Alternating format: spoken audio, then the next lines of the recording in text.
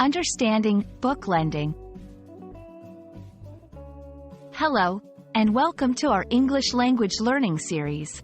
Today, we're going to explore the phrase, book lending. This is a common term that you might encounter in libraries, bookshops, or when sharing books with friends. Let's dive into what it means and how you can use it. Book lending refers to the process of allowing someone to borrow a book for a certain period. It's a system that encourages reading and sharing knowledge without the need for everyone to buy their own copies. In a library, book lending involves checking out a book with your library card. You are usually given a return date by which you must bring the book back. With friends, it might be a casual agreement. In both cases, it's understood that the book should be returned in good condition.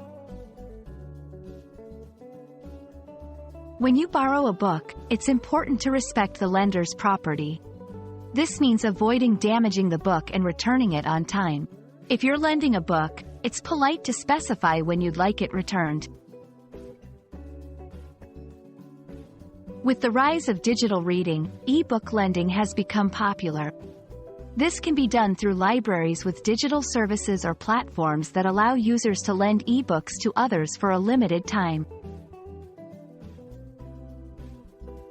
We hope this video has helped clarify the concept of book lending. It's a wonderful practice that supports the love of reading and community sharing. Happy reading and lending!